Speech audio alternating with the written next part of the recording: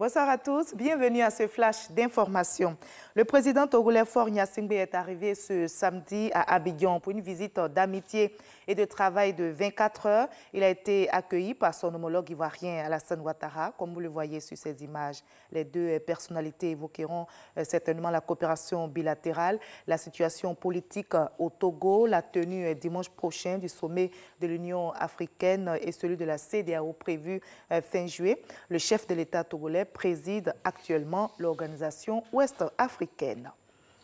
Le Premier ministre ivoirien Amadou Gon Coulibaly est en déplacement aussi, mais dans la région du Go, une visite de 48 heures qui devrait permettre au chef du gouvernement de sillonner plusieurs villes, dont Gagnoa. Il va échanger avec les populations et leur lancer le message de paix, de cohésion sociale et de développement. Herman Guivet est sur place.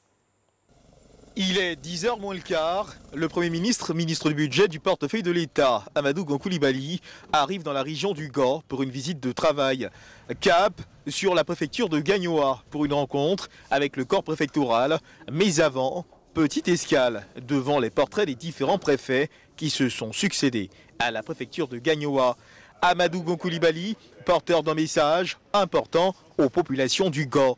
Je suis très heureux donc d'être là et le message que le chef de l'État m'a demandé de venir transmettre donc aux populations donc, du Gor est un message de cohésion, une mission de cohésion donc, de la nation ivoirienne.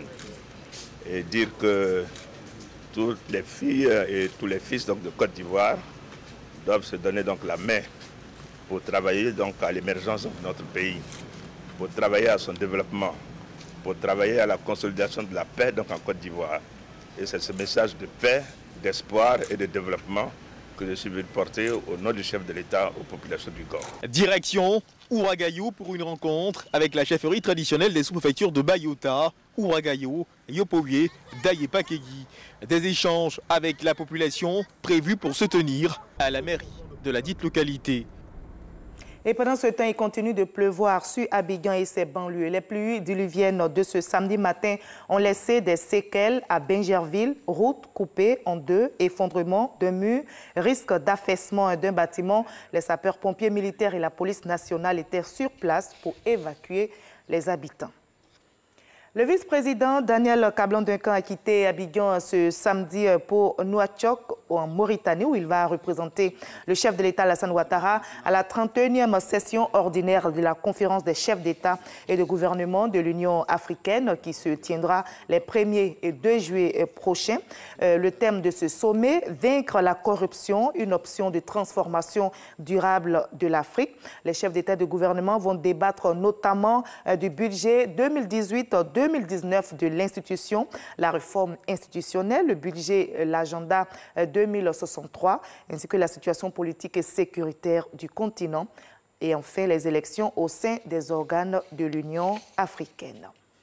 Notre rendez-vous culturel de samedi, vous n'oubliez pas, on parlera aujourd'hui littérature avec le recueil de poèmes intitulé « Désir d'envol ». Notre invité est M. Gabriel Guéhi-Monet. Il est l'auteur de ce recueil de poèmes. Guéhi-Monet est inspecteur général de l'éducation nationale. « Désir d'envol » est donc son dernier mot au niveau l'ivresse. Il va donc nous dire comment trouver refuge dans la paix, l'amour, quels que soient les obstacles. Pour avoir donc les réponses, prenons rendez-vous à 20 h pour la grande édition. À tout à l'heure.